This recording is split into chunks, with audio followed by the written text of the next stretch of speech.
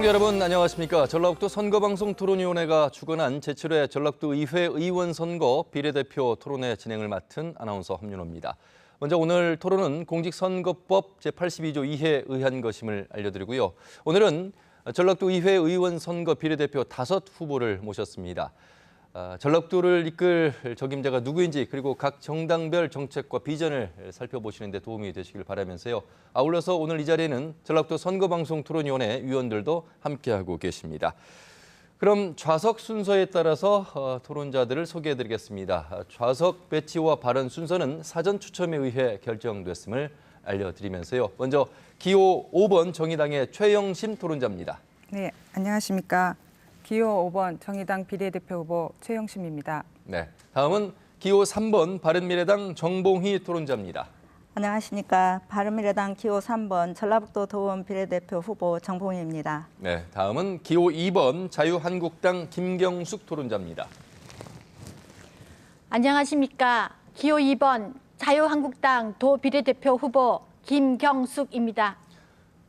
다음은 기호 1번 더불어민주당 박희자 토론자입니다. 안녕하십니까. 더불어민주당 기호 1번 후보 비례대표 전라북도 도의원 선거 박희자입니다. 네, 다음은 기호 4번 민주평화당 홍성임 토론자입니다. 안녕하십니까. 기호 4번 도의회 민주평화당 비례대표 후보 홍성임입니다. 토론에 앞서 토론 방식을 설명해드리겠습니다. 기조 연설을 시작으로 개별 질문, 공통 질문, 그리고 공약 발표, 아울러서 집중 토론 형식으로 진행이 될 텐데 집중 토론은 정책 토론과 후보자 주도권 토론으로 나눠서 진행합니다. 정책 토론은 5분, 후보자 주도권 토론은 각각의 6분씩을 드리겠습니다. 답변 시간은 1분 이내로 해주시면 되겠고요.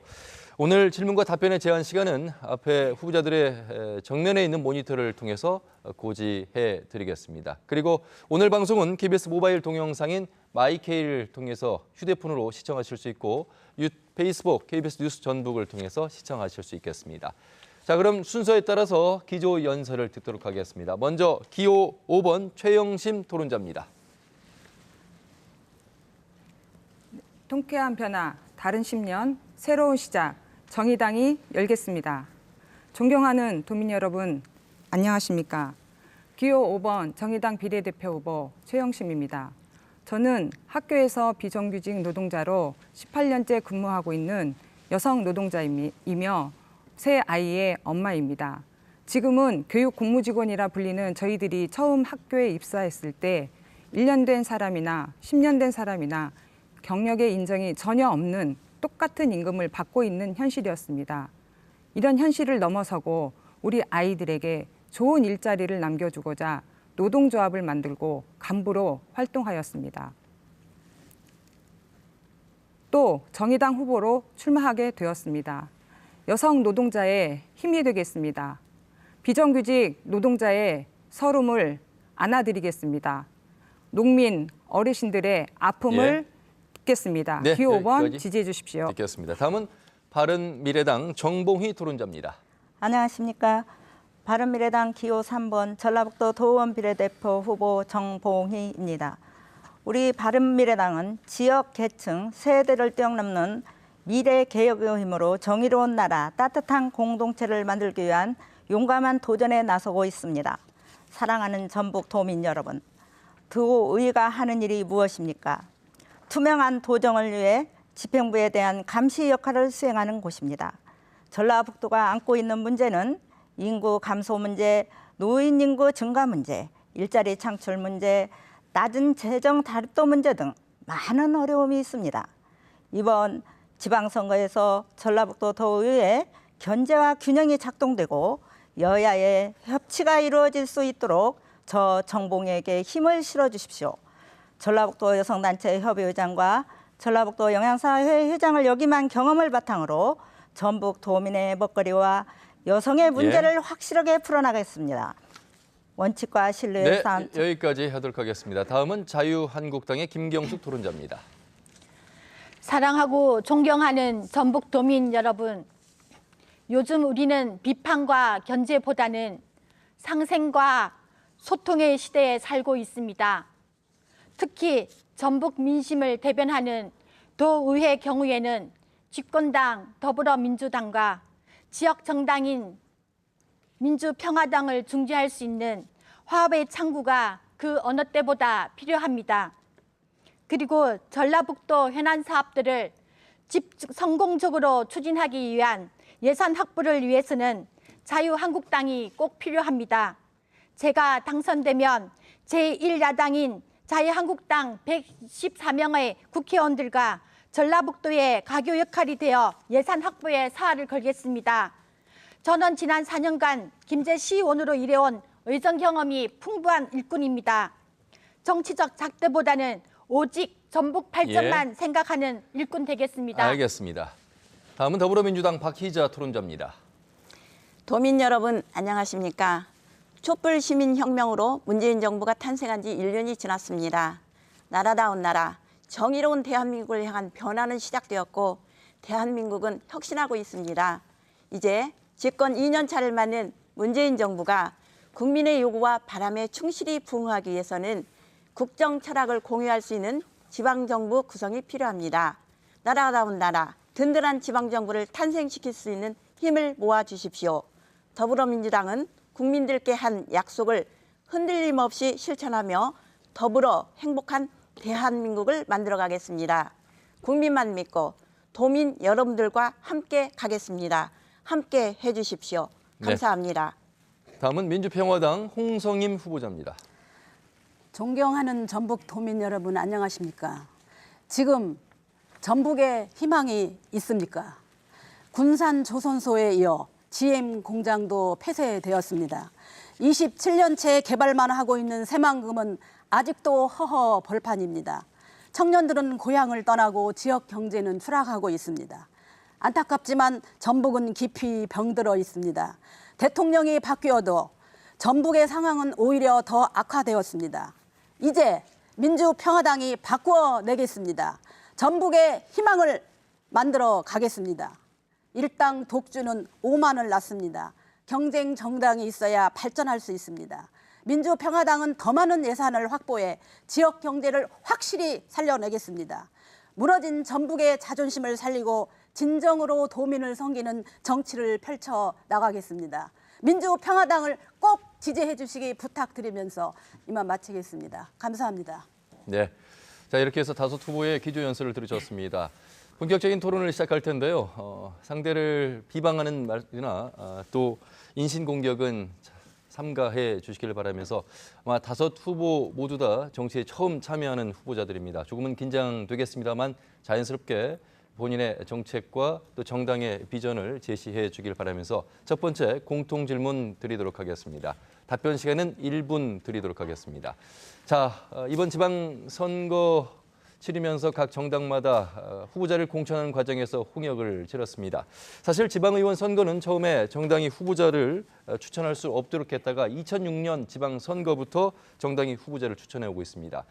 과연 그렇다면 정당이 후보자를 추천하는 지방의원 정당 추천자에 대해서 각 후보들은 어떤 생각을 갖고 계신지 찬반 입장을 밝혀주시면 되겠습니다. 이번에는 순서로 바른미래당 정봉희 토론자부터 1분 드리겠습니다.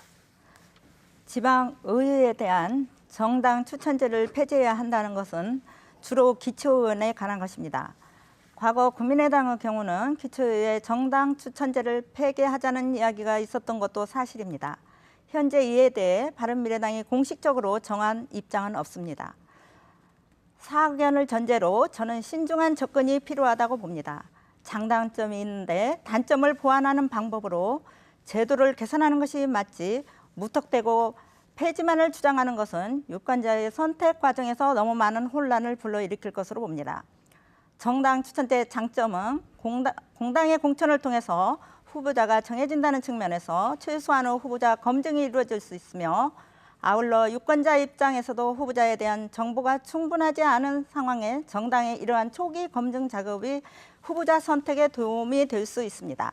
단점으로는 공천 과정에서 지역 국회의원 등의 영향력이 커져 지역 장치가 중앙 정치에 예술될 수 있다는 점에서 하겠습니다. 자, 다섯 후보 정면의 모니터를 통해서 시각 고지가 되고 있습니다. 1분 시간이 카운트가 되고 있기 때문에 시간을 보시면서 답변을 해주시면 되겠습니다. 다음은 자유한국당의 김경숙 토론자입니다. 지방의원의 정당 공천제는 여성이나 장애인 등의 사회적 약자나 소외계층의 목소리를 대변하는 역할을 할 수 있는 사람을 지방의원이 될 수 있게 해서 정치 참여를 보장할 수 있는 제도입니다. 이런 분들이 지방의원이 되어서 각 계층의 의견을 정책에 반영할 수 있도록 정당의 비례대표 공천제 수를 늘려야 할 필요가 있다고 봅니다. 그리고 정당 정치를 통해서 지방의원 선거 후보자의 난립을 방지하고 중앙당과 유기적인 협력 지원을 통해서 지방의 현안 사업들을 성공적으로 마무리할 수 있는 예산 확보에도 도움이 된다고 봅니다. 네, 다음은 더불어민주당 박희자 토론자입니다. 정당 공천제는 필요합니다. 지방의회의 기본 취지는 지방자치단체 행정에 대한 견제의 역할을 하여 공정한 지방자치를 실현하기 위함이며, 이러한 임무를 수행하기 위해서는 정당의 시스템 검증을 통해서 전문성과 자질을 갖춘 사람을 공천해야 합니다. 지방의원 줄 세우기 문제는 정당 공천제 자체의 문제가 아니라 투명한 공천으로 해결해야 할 정당의 숙제라고 생각합니다.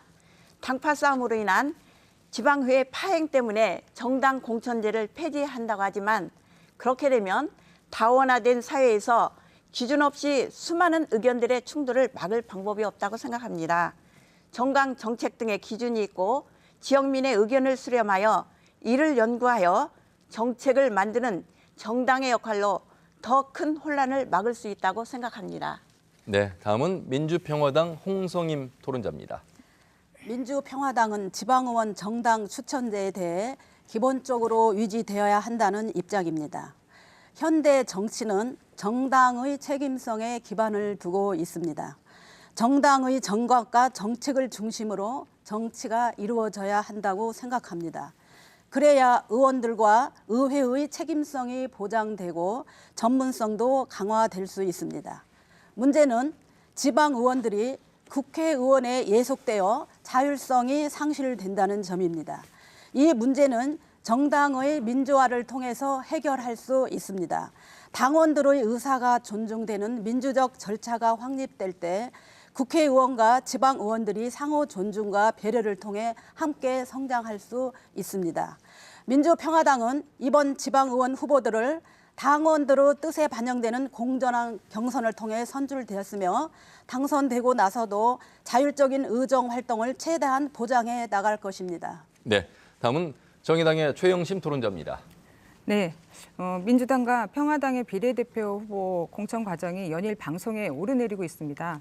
비례 후보 1번 공천에 특별 당비를 몇 천만 원씩 냈다고 하는데요. 특별 당비를 이용해 당직을 사고 파는 행위가 아닌가 생각하고 있습니다. 몇 천만 원씩이나 하는 특별 당비는 금수저만 지방의원 하자는 얘기입니다. 서민의 이야기를 들어야 되는데 민주당에서는 저 같은 비정규직은 절대 후보조차 꿈꿀 수 없다는 얘기입니다. 민주당 전주시장 공천 과정에도 문제가 있었는데 더 이상 말씀드리지는 않겠습니다. 도민 여러분들도 잘 알고 계실 겁니다. 전라북도에서는 민주당 공천만 받으면 당선이라고 생각합니다. 그러면 서로 공천 받으려고 더 많은 특별 당비를 낼 것이고요. 또 당선이 되면 본전 생각이 나지 않겠습니까? 정의당은 후보를 이유로 특별 당비를 받지도 않고 전략 공천도 하지 않습니다. 예. 자, 이렇게 해서 공통질문 첫 번째 시간들을 다 쓰셨고요. 상대 당에 대한 질문들의 이야기가 나오고 있는데 그 답변은 후보자 주도권 토론 5분과 6분씩을 드리겠습니다. 그때 활용해 주시면 되겠습니다. 이제 개별 질문을 드리도록 하겠습니다. 오늘 토론회는 선관위가 주관하는 법정 토론회입니다. 가급적 질문은 있는 그대로 제가 읽어드리도록 하겠습니다. 먼저 자유한국당 김경숙 토론자에게 질문 드리겠습니다. 소상공인 보호 방안인데요. 자유한국당은 갈수록 어려워지는 골목 상권을 살리기 위해서 소상공인과 자영업자의 고용보험료를 지원하고 신용카드 수수료를 인하하겠다고 밝혔습니다. 자, 그런데 대한유통업체 진출로부터 소상공인을 보호하는 방안에 대한 얘기가 빠져 있는 것 같아서 대형 유통업체 진출을 자유롭게 보장해야 한다는 주장이신 건지 답변 시간 드리겠습니다. 우리 자유한국당은 대형 유통업체들이 소상공인의 먹을거리까지 침범해서 유통을 넓히는 것에 대해서 반대합니다. 지역의 소상공인들을 보면 주로 그 지역에서 장사하고 생활하면서 지역 경제를 지탱하는 축인데 반해 대형 유통업체의 직원들은 직업상 일시적으로 머무는 사람들이 많아 그 지역에 대한 관심이 부족하고 소비 활동이 제대로 이루어지지 않습니다. 따라서 대형 유통업체가 분야를 가리지 않고 골목길 상권까지 진출한다면 결국 소상공인들의 수익이 줄어들어 소상공인들이 지역을 떠나게 되고 전라북도에 있는 인구가 얼마 되지 않는 시군의 지역 경제는 무너지고 말 것입니다. 네. 다음은 더불어민주당 박희자 토론자에게 질문을 드리겠습니다. 고향사랑 기부제 도입 관련인데요. 더불어민주당은 100대 국정과제이자 자치분권 로드맵의 30대 과제로 고향사랑 기부제를 도입 약속했습니다. 이 열악한 지방재정의 보탬이 될 수 있지만 강제 모집 등 부작용도 우려됩니다. 고향사랑 기부제의 도입 취지와 앞으로의 추진 계획에 대해서 답변하시면 되겠습니다. 네, 고향사랑 기부제는 지난 8월 더불어민주당 안호영 의원을 비롯한 다수의 의원들이 발의한 고향 기부제 법안입니다. 이는 문재인 정부의 100대 국정과제에 포함되면서 도입에 대한 기대감이 높아지고 있으며 대부분의 지방자치단체는 재정이 상당히 열악한 상황입니다. 더불어민주당에서는 고향사랑 기부제를 도입으로 고향을 떠나 있는 출향민이 자신의 고향이나 특정 지방자치단체에 기부금을 낼 수 있게 하여 기부금을 지역 발전에 직접 사용할 수 있게 할 것입니다. 고향사랑 기부제는 국세인 소득세가 지방으로 이전되는 효과를 가져올 것이며 인구 감소로 재정적 어려움을 겪고 있는 전라북도의 재정 자립도를 높여 약 374억 원이라는 재정 유입에 실질적인 효과를 거둘 것이라고 생각합니다. 네. 다음은 민주평화당 홍성임 토론자에게 질문드리겠습니다. 호남 홀대 극복 방안 관련인데요. 민주평화당에서는 호남 지역은 오랜 기간 대구, 경북, 부산, 경남에 비해서 사회 인프라가 매우 취약하고 예산에서 차별을 받았다고 주장하고 있습니다. 그럼 문재인 정부 또한 호남을 홀대하고 있다고 말을 하고 있는데 홀대론의 근거와 극복 방안은 무엇인지 1분 시간 드리겠습니다. 예, 호남 홀대가 심각해지고 있는데요. 이 사실은 전북의 현실을 보면 알 수 있습니다. 먼저 군산 조선소에 이어 군산 GM 공장도 어제 폐쇄되었습니다. 전북의 3대 대기업 중 2개의 대기업이 문을 닫았습니다. 군산에서만 한 해에 5천 명이 지역을 떠나고 있는 실정입니다. 전북을 농도라고 하지만 지난해 전국의 농업 소득이 2.8% 증가하는 동안 전북만 유일하게 4.4% 소득이 감소했습니다. 지난해 전북 인구는 185만 5천 명으로 10년 전에 비해 7천 명이 감소했습니다. 더불어민주당 송하진 도지사는 무엇을 했는지 정말 궁금합니다. 저희 민주평화당은 폐쇄된 GM 공장에 전기차, 상용차 전진 기조로 탈바꿈할 계획이고 현재 우리나라에 수주된 96척의 배 중에서 7척만 군산으로 돌리면 군산이 살아날 수 있습니다. 예. 민주평화당은 반드시 전북 경제를 알겠습니다. 다시 일으켜 세우겠습니다. 다음은 정의당의 최영심 토론자에게 질문 드리겠습니다. 전북 남북교류 협력 사업에 관련된 내용입니다.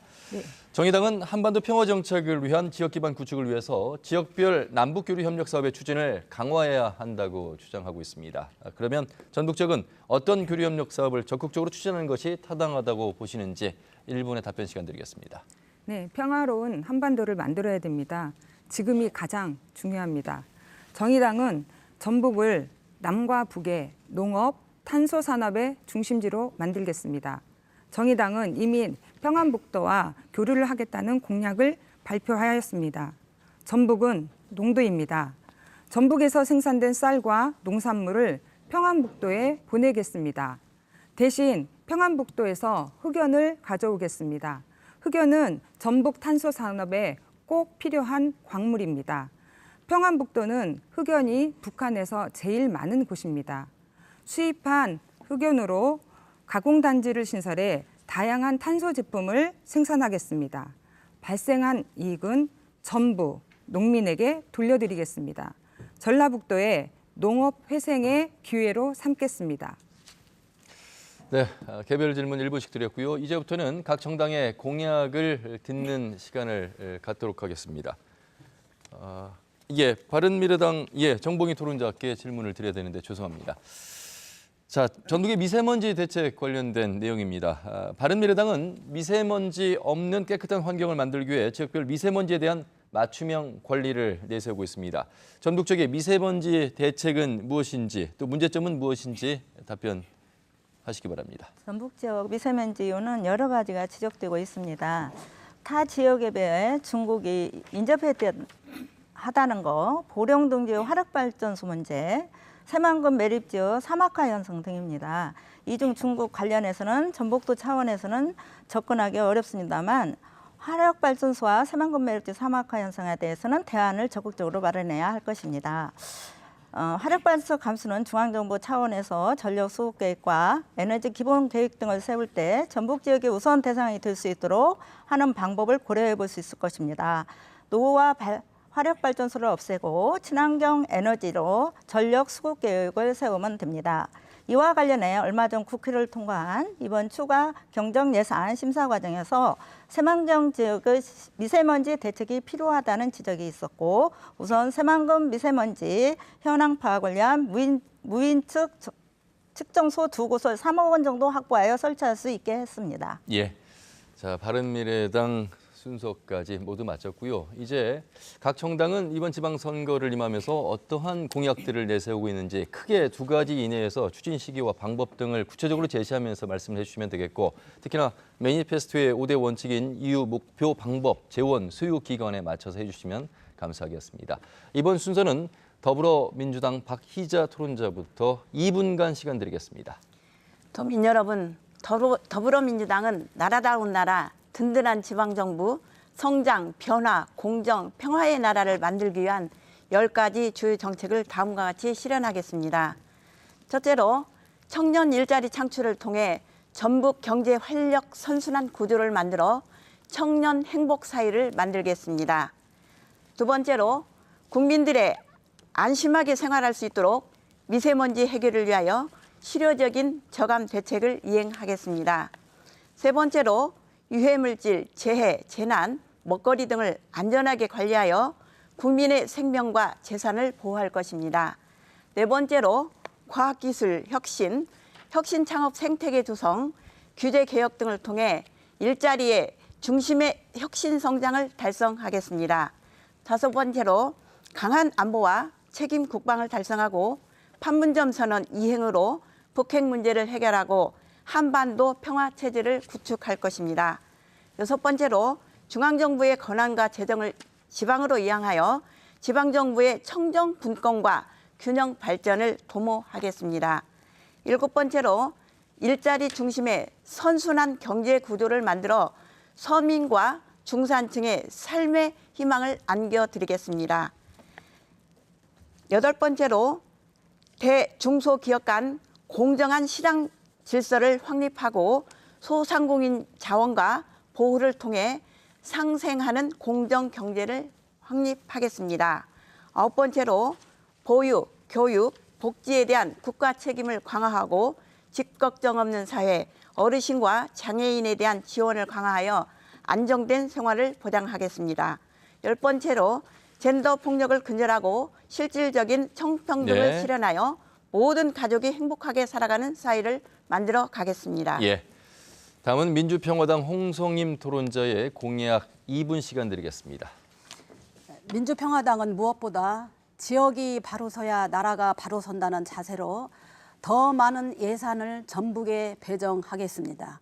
또한 더 많은 일자리를 만들어 나가겠습니다. 지방 명문 교육 부활을 위해 지방대 지원을 대폭 지원하고 지역별로 4년제 산업대학을 육성하겠습니다. 농촌의 소득 증대와 쌀 소비 확대를 위해 쌀을 이용한 식품 제조업을 지원하고 공공급식에도 햅쌀을 공급하도록 하겠습니다. 낙후되어 있는 호남 지역의 발전을 위하여 KTX 호남선 등 호남의 SOC 사업에도 국가 주도의 획기적인 투자가 이루어지도록 할 것입니다. 민주평화당은 민생 제일의 자세로 민생 복지를 더욱 확대해 나가겠습니다. 세입자들의 주거 복지를 확대하고 청년들을 위해 청년 기본 소득을 도입하겠습니다. 공공서비스공단을 통해 품격 있는 공공서비스를 전라북 도민이 제공받을 수 있도록 하겠습니다. 민심 그대로 반영된 의회를 구성하기 위하여 국회와 지방의회 선거에서 연동형 비례대표제를 도입하겠습니다.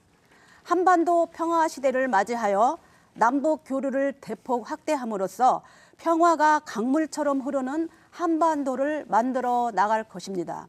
특히 전북의 발전을 위하여 1조 원의 고향 펀드를 조성하겠습니다. 에너지 뉴딜 사업, 지방기업 육성 등을 통하여 전북 발전을 이끌어 나가겠습니다. 공공조산원, 공공산후조리원을 만들어 안전한 출산과 산후조리를 지원하겠습니다. 전북의 새로운 미래를 열어가고자 하는 민주평화당과 함께 전북 도민들이 같이 해주시기를 간곡히 호소드립니다. 네, 다음은 정의당 최영심 토론자의 공약을 듣겠습니다. 2분 드리겠습니다. 정의당은 아동부터 무상의료 실시하겠습니다. 부모님들이 대부분 아이 병원비 걱정 때문에 월 4, 5만 원씩 사보험료를 내고 계십니다. 저같이 아이가 3명이면 15만 원 정도가 듭니다. 전북의 부모님들이 내는 사보험료가 무려 1,000억 원이 넘습니다. 이 돈의 10분의 1인 144억 원만 있으면 아동부터 무상의료 가능합니다. 도내 모든 아동과 청소년 31만 명을 대상으로 연간 100만 원 이상의 아이들에게는 병원비에는 도청에서 전액 책임지겠습니다. 아동부터 무상의료가 실현되면 생활비도 줄고 병원비도 걱정이 더는 일석이조의 효과가 있습니다. 학교급식에 대기업의 두부가 아닌 따끈따끈한 엄마표 두부를 공급하겠습니다. 어머님, 아버님, 학교급식의 두부가 어디에서 오는지 아십니까?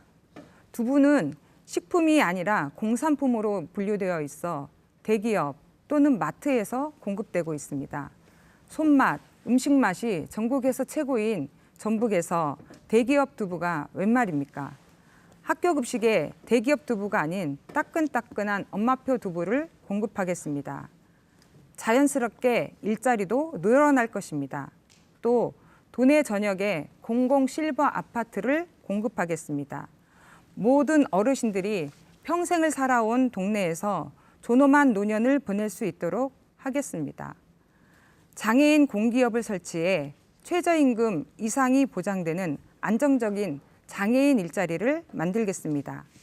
사회적 약자와 함께하는 전북을 기호 5번 정의당이 만들겠습니다.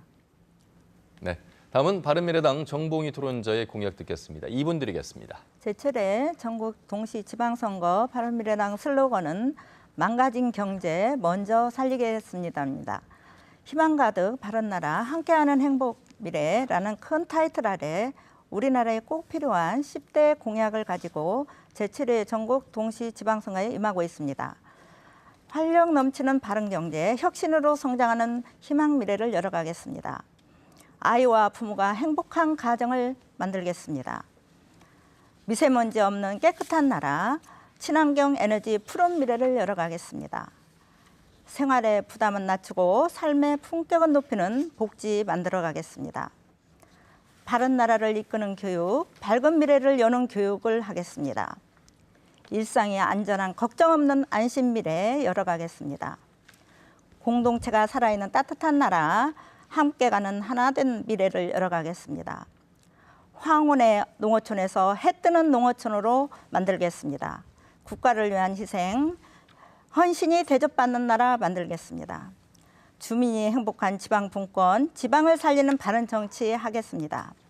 전북 도민 여러분, 선거 때만 되면 공약을 남발하고 슬그머니 약속을 지키지 않는 그런 정치 북토는 없어져야 합니다. 바른 미래당이 공약을 잘 지키는지 전북 도민 여러분께서 눈 부릅뜨고 지켜보십시오. 그리고 믿고 맡겨주십시오. 의회의 역할 제대로 하겠습니다. 도민의 손과 발이 되겠습니다. 감사합니다. 네, 다음은 자유한국당 김경숙 토론자의 공약 듣겠습니다. 2분 드립니다. 네, 첫 번째로 자영업자 소상공인 기살리기 위해서 최저임금 합리화와 소상공인이 자연스럽게 함께 참여할 수 있도록 하겠습니다. 두 번째, 서민적 중상층이 잘 사는 나라로 만드는데 세금을 줄이고 가계 부담, 금융 부담을 줄이는데 힘쓰겠습니다. 세 번째, 기업에게 자유를, 지역이 바라는 일자리를, 법인세 인하로 기업을 살릴 수 있는 방향으로 나아가겠습니다. 네 번째, 미세먼지 걱정 없는 대한민국 제대로 측정하고 또 발생 원인을 줄일 수 있는 방향으로 나아가겠습니다. 다섯 번째, 완전한 북핵폐기 위한 강한 안보, 당당한 외교를 위해서 강력한 한미 동맹과 국제사회 북핵 대응 외교력 강화를 하겠습니다. 여섯 번째, 촘촘한 복지로 사회 안정망 구축하는 데 있어서 일하는 안정망 구축을 하고 장애인들과 함께 따뜻한 동행을 할 수 있도록 노력하겠습니다. 일곱 번째, 저출산 극복과 아이 키우기 좋은 나라로 만들기 위해서 노인, 일가정 양립, 엄마 아빠 출산 휴가, 육아휴직 보장을 하겠습니다. 어르신들의 편안한 노후, 노인복지청 설립을 해서 어르신 일자리 창출을 하겠습니다. 아홉 번째, 청년 생활에 활력을 더하기 위해서 국무총리 산하에 청년 정책 전담 컨트롤 타워를 설치하겠습니다. 열 번째, 아들의 교육 돌봄, 안전을 책임지는 학교를 위해서 초등학교 1, 2학년 방과 후 영어 수업을 부활시켜서 이 사회가 더욱더 잘 지켜나갈 수 있도록 자유한국당이 지키겠습니다. 예. 각 정당의 공약들을 살펴봤습니다. 이제부터는 집중토론 시간인데요. 집중토론은 정책토론과 후보자 주도권 토론으로 나눠서 진행이 됩니다. 먼저 정책토론입니다. 주도권을 가진 후보자에게 5분의 시간을 드리겠습니다. 상대 후보에게 정책과 공약에 관련된 질문으로 진행을 해주시면 되겠습니다. 답변 시간은 1분 이내로 제한하도록 하겠습니다. 그리고 한 후보에게만 질문이 집중되지 않고 분산해서 질문해 주시면 되겠습니다. 이번 집중토론 첫 번째는 민주평화당 홍성임 토론자에게 5분 드리겠습니다. 네, 자유한국당 김경숙 후보님께 질문 드리겠습니다. 그 자유한국당 공약 8번을 보면요.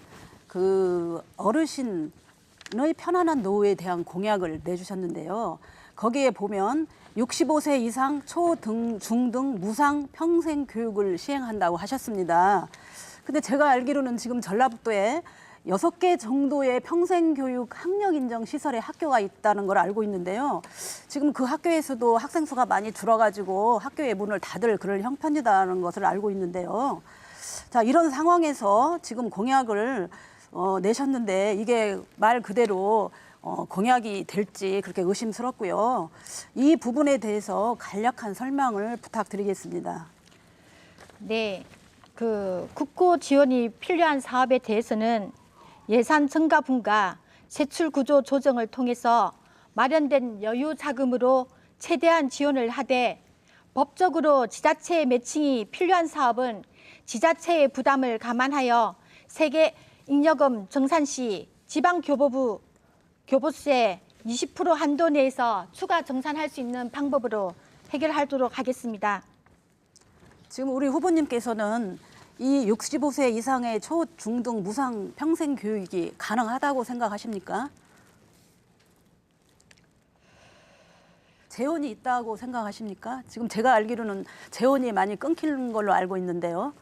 그래서 세계잉여금 정산 시에 지방교부세 20%를 한도 내에서 그거를 설치할 수 있도록 그거를 함께 할 수 있도록 노력을 해보겠습니다. 예, 만약에 이 평생 교육 시설을 자유한국당에서 추진을 한다면 거기에 올 수 있는 학생 수를 어느 정도 예상을 하고 있습니까? 거기까지는 생각을 못 해봤습니다. 죄송합니다. 아마 그 3,700개의 평생교육학습시설을 이용하는 전 국민 대상 생활과학 교육 활성화를 해서 또 그분들에게 무상 교육을 시키고 또 시니어 누리과정을 그 신규 도입을 해서 그 학령기 어민 교육 단계에서 교육 기회를 놓친 분들을 교육 지원에 대한 국가 책임성을 할 수 있도록 강화해 보도록 하겠습니다. 예. 다른 후보에게도 또 질문해 주시기 바라겠습니다. 네, 그 더불어민주당 박희자 후보님께 질문하겠습니다. 지금 더불어민주당의 공약을 보니 많은 공약을 내세웠는데요.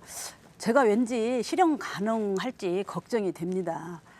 먼저 그 더불어민주당 공약 순위 3번에 보면 국민 생활 안전이 있는데요. 이 공약 내용은 우리 그 현재 삶에서 우리 그 아이들 내지 우리 모든 도민들의 안전을 위한 그런 공약인다고 알고 있는데요. 이 그 방법이 무엇이며 또 여기에 소요되는 재원을 어떻게 확보할 것인지 말씀해 주시기 바랍니다. 네, 저희 당에서는 국민생활 안전으로 유해물질, 재해, 재난, 먹거리 등을 안전하게 관리해서 국민의 생명과 재산 보호를 할 것입니다. 유해성 있는 생화학 제품 유통을 차단하고 깨끗하고 안전한 먹거리 공급, 교통사고 사망자 수 절반 감축, 재난사고 전담 신속 대응 설치 등 이러한 재원들은 도로 안전 및 환경 개선 등 교부세 특별회계 예산 조정을 하고 공공시설물 내진 보강 등을 일반 회계에서 예산 조정할 계획입니다.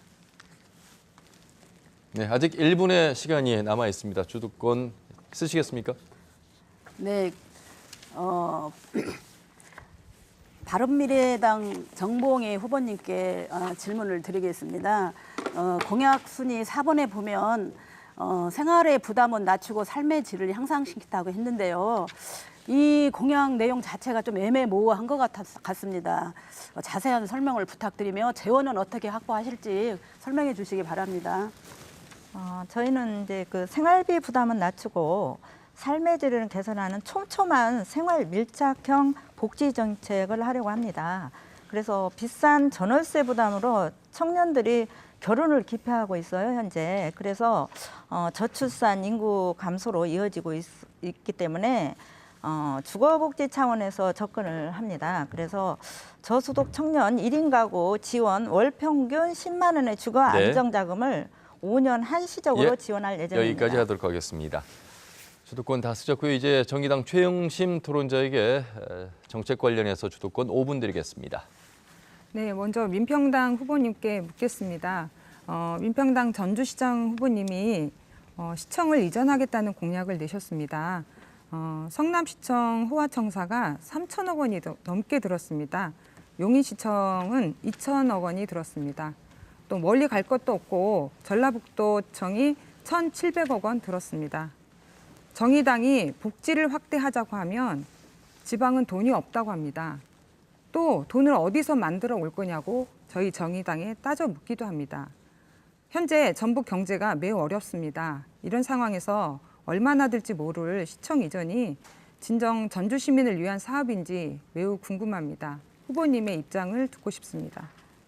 지금 여러분도 아시다시피 전주시청에 가보시게 되면 굉장히 비좁습니다. 그래서 그 옆에 빌딩을 임대해가지고 지금 제2 청사로 쓰고 있습니다.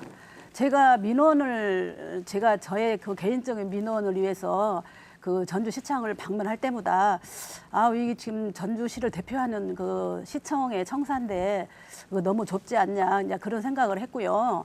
지금 현재 여러분도 아시다시피 그 전주 종합경기장 부지 활용에 대한 그런 방안이 논의가 되고 있는데요. 그 전주 종합경기장 부지에 전주시청을 그 건립하는 게 지금 전주시장 후보 우리 민주평화당 이현우 후보의 그 청사진이고요. 그 재원은 국비와 도비의 그 매칭 사업으로 실현하면 가능할 것 같습니다. 네, 부서가 건물마다 흩어져 있고 또 비좁다는 거는 저희도 알고는 있습니다. 그런데 이미 전재화 결제 시스템이 많이 도입이 되어 있고요. 또 회의할 때 불편한 건 알지만 4차 산업시대입니다. 4차 산업시대에 화상회의를 도입할 수도 있고 최소한의 경비로 최대한의 효과를 낼 수 있는 방법을 찾아야 되는데 가장 쉬운 시청사 이전을 생각하시고 있다는 거에 대해서 좀 유감이고요. 중앙사업에서 돈을 가져오시겠다고 했는데 지방 분권을 지금 외치고 있는 상황에서 언제까지 중앙의 돈을 가져오겠다, 중앙의 돈을 가져오겠다 이런 걸로 문제 해결을 하시려고 하시는지 좀 의심스럽습니다. 거기에 대한 답변을 드리겠습니다. 여러분도 아시다시피 그 전라북도는 굉장히 그 재정적인 면에서 열악합니다. 전라북도에서 무슨 사업을 하려고 하면 그 재정이 열악해서 그 막히는 사업이 굉장히 많습니다.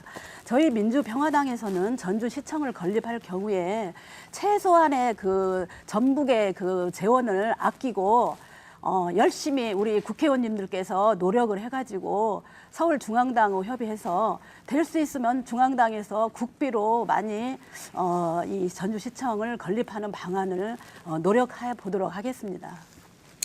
네, 감사합니다. 민평당 후보님께 다시 한 가지만 여쭙겠습니다. 임정엽 도지사 후보님이 전주 완주 통합을 지지하셨는데요. 전주가 광역시가 되면 그렇지 않아도 가난한 전북은 더 가난해질 수밖에 없습니다. 현재 전북의 역외 외출이 3조 원이 넘습니다. 만약 전주와 완주가 통합되면 전북의 다른 시군의 돈은 통합시로 빨려 들어갈 것입니다. 지역 균형 발전 이뤄야 한다고 하시면서 정반대로 가고 있는 거 아닌가 이런 생각이 듭니다. 후보님께서도 전주, 완주 통합되어야 한다고 생각하시는지 묻고 싶습니다. 저도 그 부분에 대해서 참 생각을 많이 하는데요.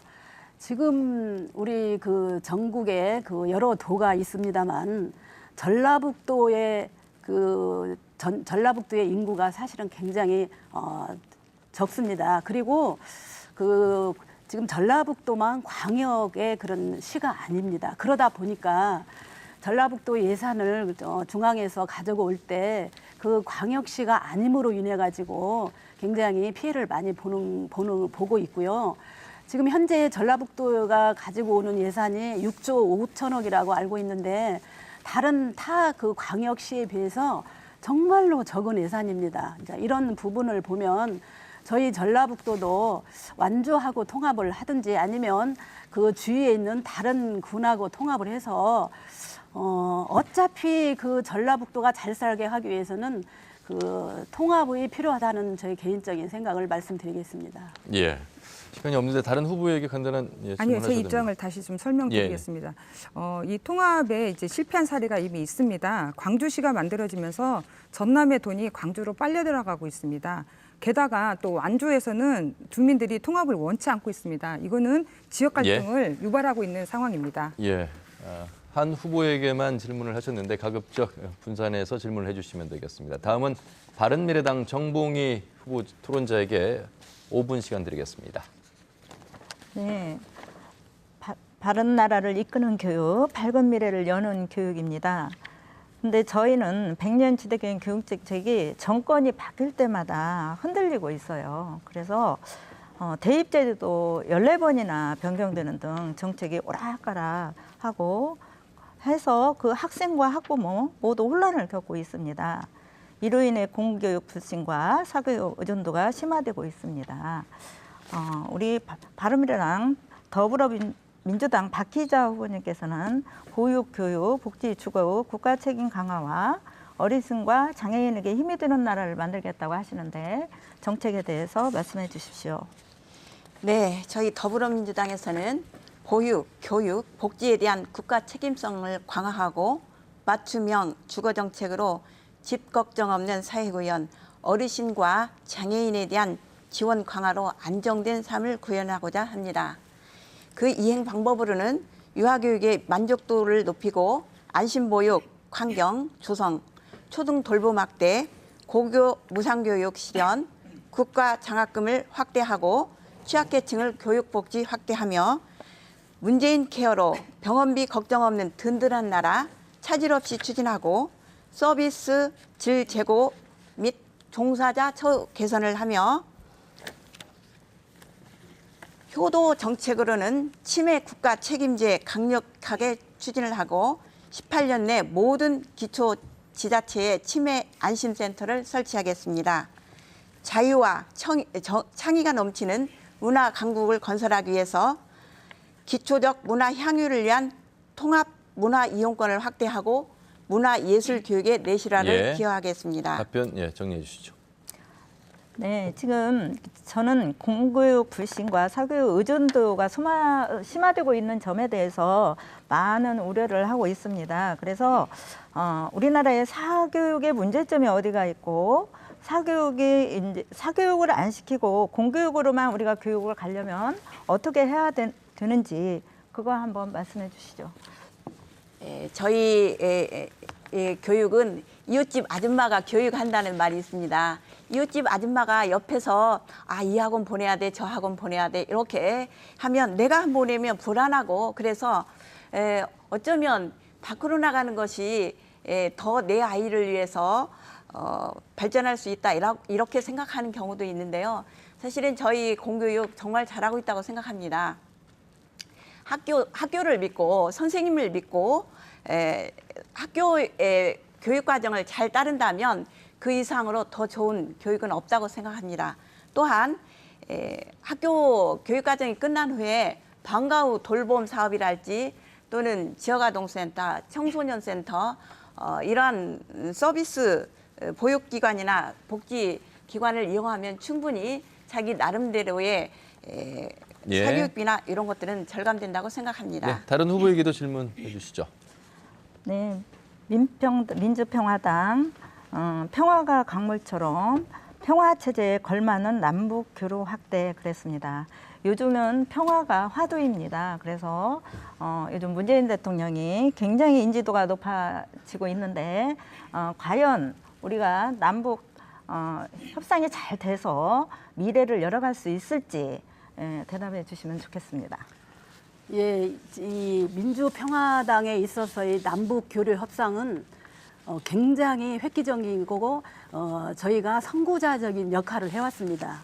여러분도 아시다시피 우리 민주평화당의 박지원 의원님하고 정동영 의원님께서 예전에 김대중 대통령의 햇볕 정책을 실현할 때 그분들이 맨 처음에 남북 회담에 물꼬를 터신 분입니다. 저희 민주평화당에서는 앞으로 점진적인 단계로 한반도 평화 통일을 위해서 저희 민주평화당이 앞장서 나갈 것이고요. 그 세부적인 내용으로는 굉장히 많은 저희 그런 안을 가지고 있습니다만은 시간 관계상 몇 가지만 말씀드리겠습니다.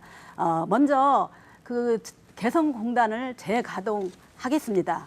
또한 금강산 관광하고 이산 가족 상봉도 역시 재개하도록 하겠습니다. 올해 익산에서 전국 체전이 99회가 열립니다. 이때 북한의 선수들을 초빙하여서 그야말로 한반도의 그 축제를 만들도록 하겠습니다. 예. 네, 자 다음은 자유한국당 김경숙 토론자에게 주도권 5분 드리겠습니다. 네, 정의당 후보에게 질문하겠습니다.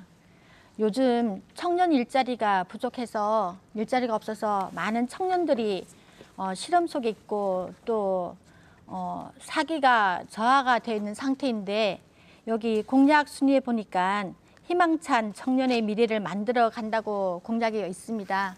그 부분에 대해서 한번 말씀해 주시죠.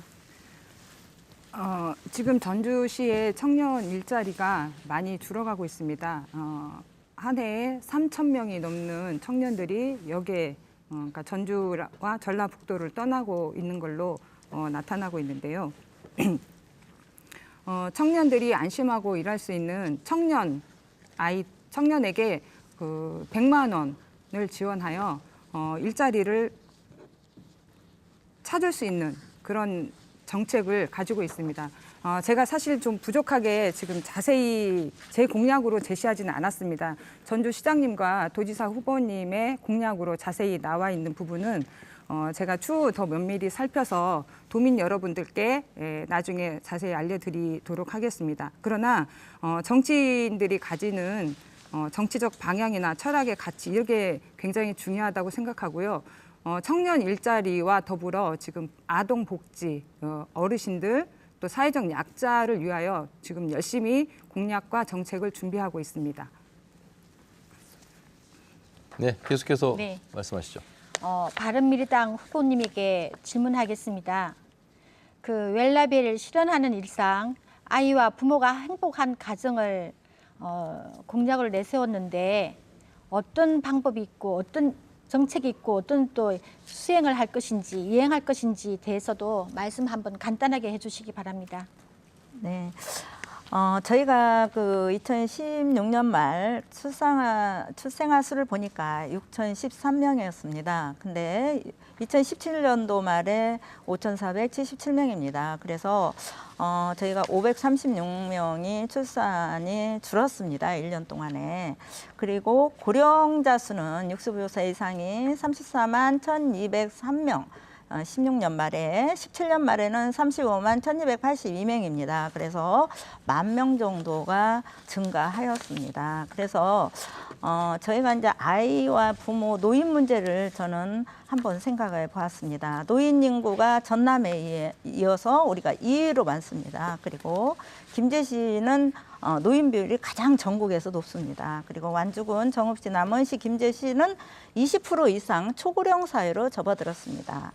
그래서 고령화 문제 심각한 수준으로 준비되지 않은 노후에 대한 대책이 시급합니다.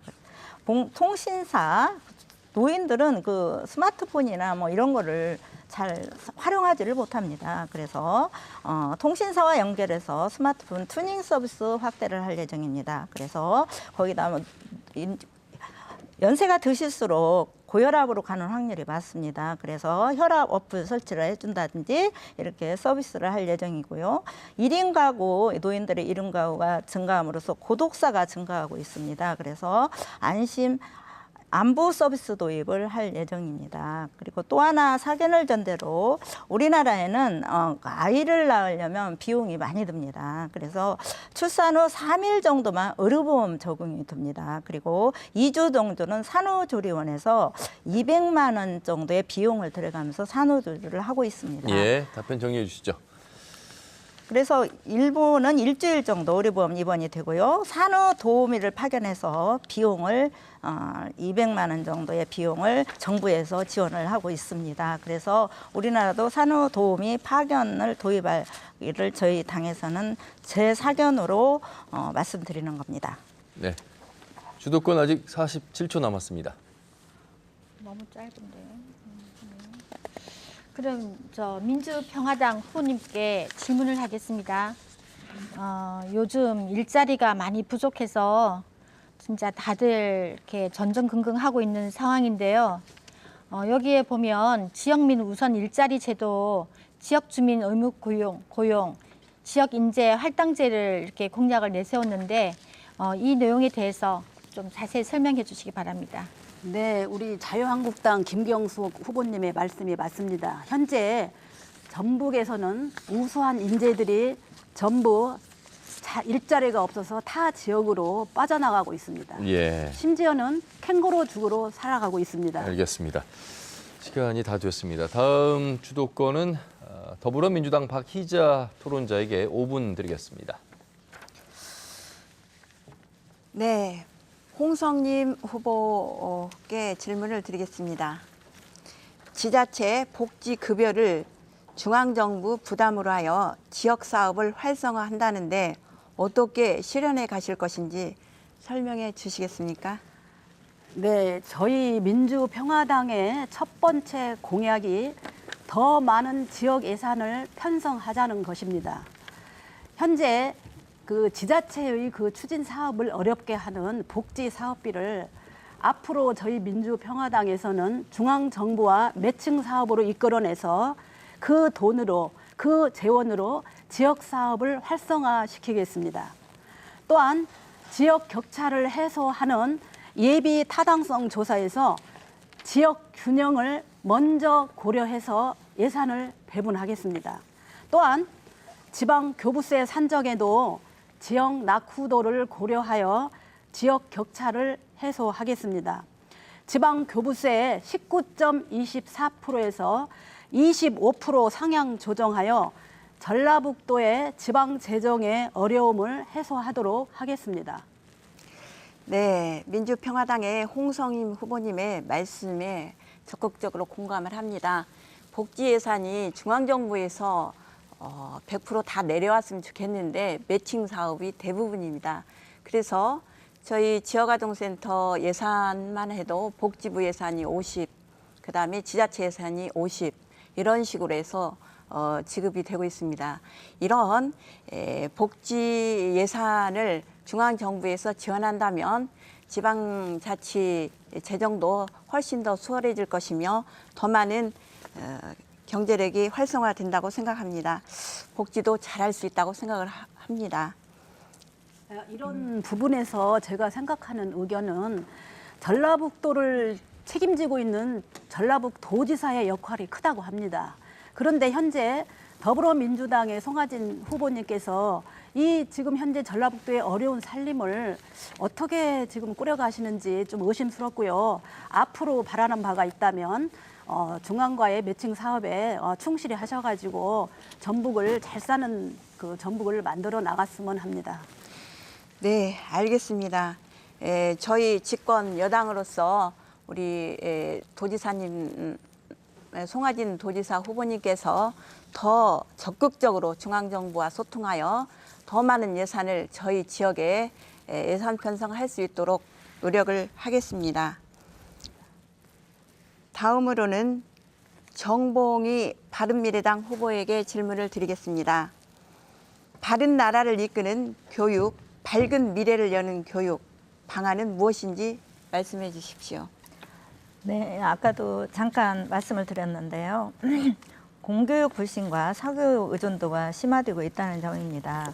사교육의 문제점을 들자면 선행학습만 지금 시키고 있습니다. 거의 사교육이. 그래서 학교에 가면 우리 선생님들이 정말 힘들다고 하세요. 전부 자고 있대요. 아이들이, 학생들이. 왜냐하면 이미 공부를 한 과목을 또 하기 때문에, 다 아는 분야를 또 하기 때문에 그런 어려움이 중고등학교에 선행되고 있고요. 선행학습의 또한 문제점은 전인적 발달 저해를 하고 있습니다. 과도한 경쟁의식과 함께 불안감과 자율의 구속을 해서 탈선과 자살을 초래하고 있고, 교육은 스스로 공부하는 능력을 키우는 것인데 자주적 학습 능력을 저하시키고 있습니다. 그리고 가정 경제의 황폐화 현상이 두드러지게 나타나고 있습니다. 자녀의 과유비용을 충당하기 위해서 여성 학부형들께서는 일당직, 좋은 직업이 아닌 식당에 가서 일을 하신다든지 아니면 파출부를 하신다든지 이러면서 이제 또 다른 가정 문제가 발생하고 있다고 합니다. 그래서 이런 문제, 사교육의 문제 우리가 좀 짚고 넘어가고 공교육의 질 향상을 해서 사교육이 더 시키지 않는 사회구조를 만들어가야지 되지 않을까 그런 생각을 합니다. 네, 바른미래당 정봉희 후보님께서 여러 가지를 말씀해 주셨는데요. 저희 교육의 장점은 말씀 안 하시고 단점만 말씀하신 것 같아요. 네, 어려움이 너무 많으나 지금 많은 발전을 하고 있다고 생각합니다. 특성화 학교랄지 혁신학교랄지 이런 발전적인 진보적인 모습이 으로서 많은 발전을 하고 있다고 생각합니다. 네. 노력하겠습니다. 자, 이렇게 해서 후보자의 정책 토론 주도권 5분씩 시간을 다 쓰셨고요. 이제 공통질문 두 번째 질문을 드리도록 하겠습니다. 지방의원은 지역에 막대한 예산을 심의 의결하는 권한을 갖고 있습니다. 이렇다 보니까 각종 비리에 연루되는 일이 끊임없이 나타나고 있는데요. 지난해 경우만 보더라도 지방의원의 재량 사업비와 관련해서 도의원과 시의원 7명이 검찰에 적발되기도 했습니다. 지방의원의 비리를 차단할 수 있는 방법은 무엇이라고 생각하는지 답변 1분 시간 드리겠습니다. 이번에는 정의당의 최영심 토론자에게 드리겠습니다. 네, 일부 당에서는 특별 당비를 내고 의원이 되지 않았습니까? 그러니 본전 생각이 나시겠죠. 올 1월 민주당 의원들이 지자체 사업을 따내 불효화와 결탁한 사실도 밝혀졌습니다. 외유성 해외 연수도 해마다 반복되고 끊이지 않고 있습니다. 지방 의원은 도민들의 이야기에 귀를 기울이는 낮은 자세를 가져야 합니다. 또 지방의회의 문턱은 그런데 오히려 높아지고 있는 실정입니다. 정의당은 이미 중앙 차원에서 지방의원이 되면 반드시 해야 할 5가지와 절대 하지 말아야 할 5가지를 약속한 바 있습니다. 저도 불필요한 외유성 연수부터 시작해서 불법적인 취업 청착 등 절대 하지 않겠습니다. 반대로 투명하고 엄정한 예산 심사는 반드시 하겠습니다. 너무나 상식적인 이 약속을 모든 정당이 함께 하셨으면 좋겠습니다. 네. 다음은 바른미래당 정봉희 토론자의 답변 듣겠습니다. 지방의회 의원은 비리 문제는 여러 가지 인허가 권한이 지방자치단체에 있고 지방의회 의원이 여기에 영향력을 행사할 수 있기 때문입니다. 먼저 제도적으로 지방의회 원구성 과정에서 이해 충돌을 방지할 수 있도록 재척사유 등을 명확하게 해야 할 것입니다. 현행 공직자윤리법에 따르면 지방의회 의원의 경우도 업무 관련성이 있는 회사의 주식을 가지고 있는 경우에 매각을 하든지 백지 신탁을 해야 합니다. 이런 부분에서 지방의회 스스로가 노력해야 할 점들이 있을 것입니다. 두 번째는 각종 인허가 정책 결정 과정에서 투명성을 높이는 것입니다. 지자체 발주 사업에 해당 지역 기업을 적극적으로 활용하는 것은 필요한 일입니다. 그러나 그 과정이 불투명하다면 비리가 개입할 가능성이 높아집니다. 아울러 지방자치단체와 지방의회 의원들을 대상으로 한 청년 교육을 강화하는 방안도 필요합니다. 네. 다음은 자유한국당 김경숙 토론자입니다. 네, 지방 의원들이 비리를 저지르며 선거 구민들을 지방자치법에 규정된 주민 소환제를 적극 활용을 해서 지방 의원의 활동을 중단시켜 폐해를 최소화해야 하고, 또 각 정당은 소속 의원이 문제를 일으킬 경우 출당 조치 등을 통해 정치 활동을 제약하는 자정 노력도 있어야 한다고 생각합니다. 그리고 무엇보다 중요한 것은 지방 의원은 개인의 이익을 위해서 의정 활동을 하는 것이 아니라 주민을 위한 지방 의원이 되기 위해서 일을 한다는 자부심을 항상 가지고 있어야 한다고 생각합니다. 네. 다음 답변은 더불어민주당 박희자 토론자입니다. 네, 지방의 권력형 비리가 지속적으로 발생하지만 중앙정부가 이를 파악하기 쉽지 않고 개선이 여의치 않아서 도민들의 불만은 더욱 가중되고 있다고 생각합니다. 이에 더불어민주당은 지방의원 비리 차단을 포함한 지방 적폐 해소를 위한 청정분권을 강화할 것입니다. 지자체 감사 인력의 전문성 강화하기 위하여 감사 인력에 대한 선임 기준을 확립하고 감사 업무만 전문적으로 하는 감사 직렬제를 도입할 것입니다. 시민 감사관 등 주민들의 감사기구 참여 확대를 제도화해서 주민들에 의한 객관적 외부 감독을 실시하며 광역 지자체별로 공익 제보자 센터를 설립하는 등 제보자 지원 체계를 구축할 계획입니다. 네. 다음은 민주평화당 홍성임 토론자입니다. 지방 의원 비리의 주요 통로는 의원 재량 사업비 문제였습니다. 예산 항목에도 없는 재량 사업비는 지방 의원에게 예산 일부를 편성할 수 있게 배정해 주는 것인데요. 취지에는 행정이 미치지 못하는 주민들의 수건 사업을 지방 의원들을 통해 예산에 반영하자는 것인데 실제로는 의원들의 비리가 끊이지 않는 것 같습니다. 저희 민주평화당에서는 재량 사업비를 최대한 근절하고 그 재량 사업을 시행하는 의원들의 예산 내역을 투명하게 공개하는 것이 필요하다고 생각을 합니다. 또한 이 불가피하게 의원의 판단에 예산 편성을 맡기는 경우에도 재량 사업비의 내용을 철저하게 시민들에게 공개하도록 하겠습니다. 제가 의원이 되면 이를 반드시 관철하도록 하겠습니다. 네. 지방의원의 비리 차단 대책에 대해서 공통질문 두 번째까지 드렸고요. 지금 여러분께서는 전라북도 선거방송토론위원회가 주관하는 제7회 전라북도 의회 의원 선거 비례대표 토론회를 시청하고 계십니다.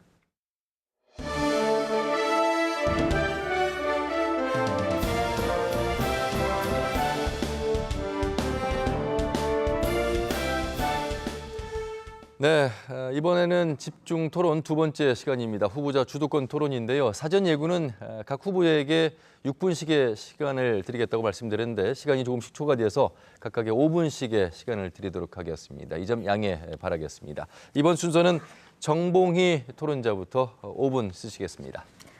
네, 자영업자 소상공인 기살리기라고 하는 자유한국당 김경수 후보에게 질문 드리겠습니다. 지금 대형마트가 굉장히 많이 생기고 있고 대형마트 위주로 지금 영업이 우리 주민들이 근데 대형마트를 가면 왜 가는지를 우리가 알아야 되거든요. 대형마트는 굉장히 편리한 점이 있어요. 저것도 한 번씩 가보면 그 한 곳에서 아주 쾌적한 공간에서 저희가 구매를 할 수가 있는데 지금 골목 상권이나 아니면 재래시장이나 그런 데 가면 불편한 점이 참 많아요. 그래서 우리가 무조건 이게 주민들한테 전통시장 살려라 막 이렇게 할 일이 아니라 우리가 어떻게 주민들을 그쪽으로 끌어들일지 그거를 한번 고민해 봐야지 않는가 그런 생각이 듭니다. 네, 요즘 우리 문재인 대통령님께서 정말 정치를 잘하시고 또 여러 부분에서 많이 이렇게 호응을 받고 계시지만 경제 부분에 있어서 많이 이렇게 자영업자나 소상공인들이 많은 안타까움의 소리들이 많이 나오고 있습니다. 그런 부분에 있어서 그 대형마트가 곳곳에 널려져 있고 그러다 보니 소상공인들이 너무 힘들고 어려워서 그 앞에서 데모도 하기도 하고 시위를 하는 경우도 많이 봅니다.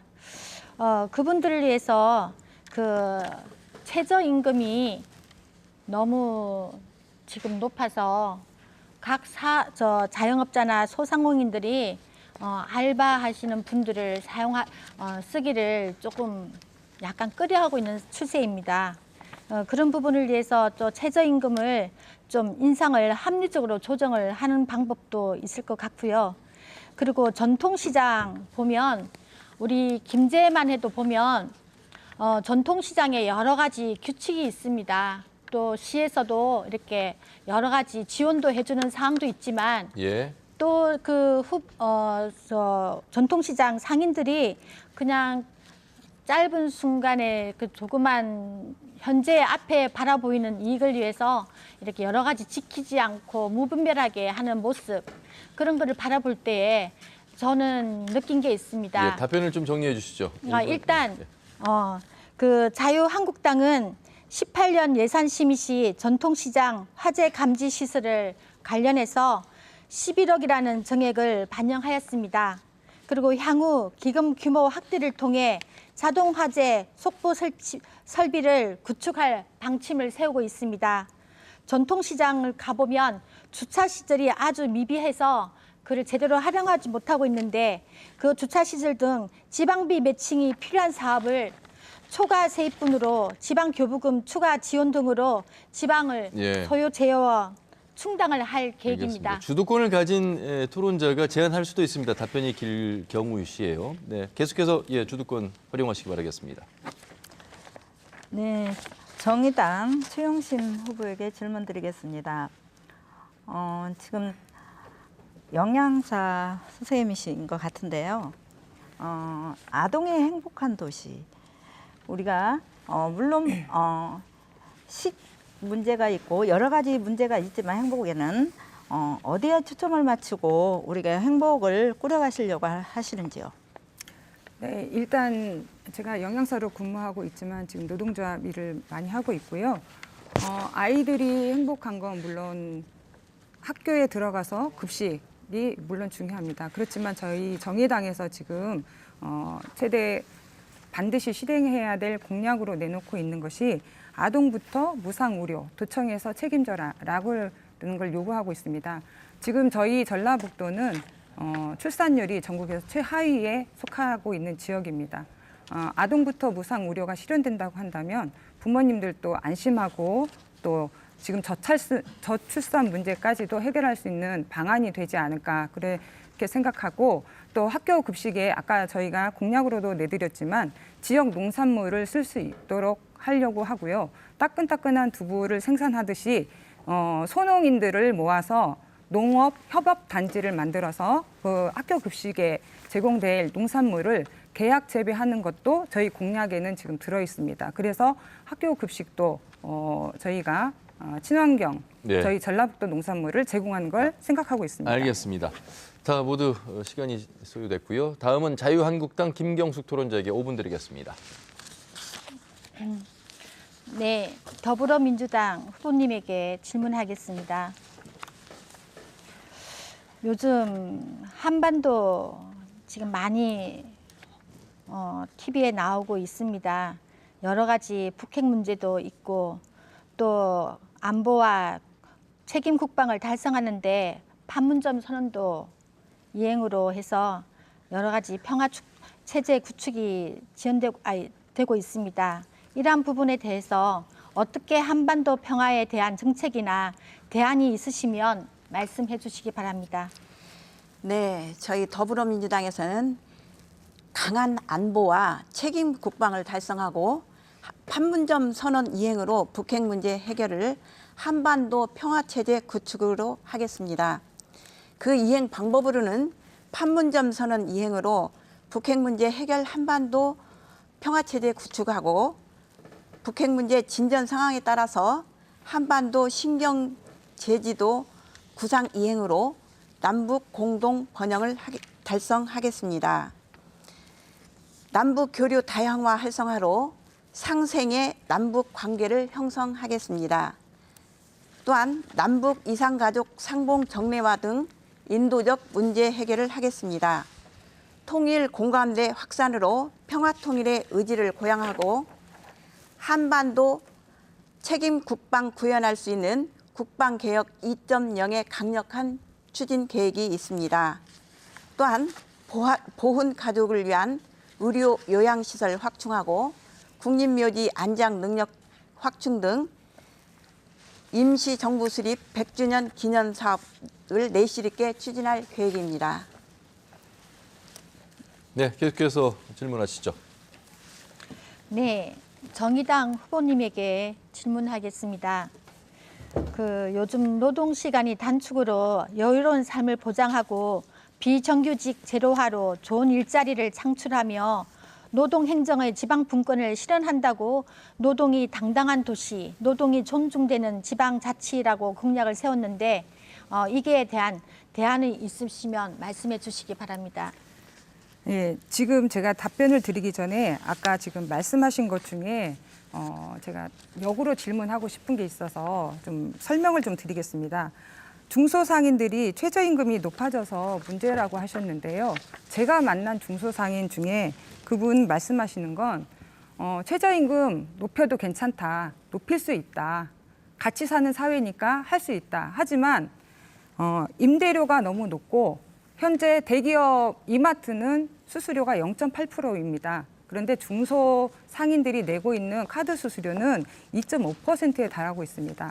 이렇게 불필요하게 지출되는 돈이 카드 수수료가 이마트처럼 낮춰지거나 이렇게 된다면 그 돈으로 같이 일하는 직원의 복지를 위하여 최저임금 높일 수 있다라고 그렇게 얘기하고 있습니다.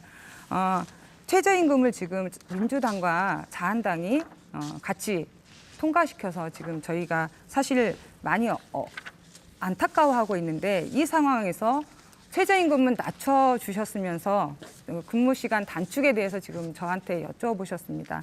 근무시간 단축, 물론 저녁에 있는 삶을 가족과 함께 여유 있는 삶을 보내기 위해서 근무시간을 단축하자라고 저희 요구하고 있습니다. 그거는 노동자들이 받는 월급을 낮추겠다라는 이야기가 아니고 여유로운 삶, 사람이 먼저인 세상을 만들겠다라는 저희 정의당의 입장입니다.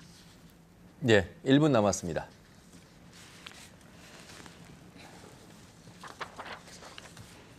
네, 그럼 민주평화당 후보님에게 질문하겠습니다.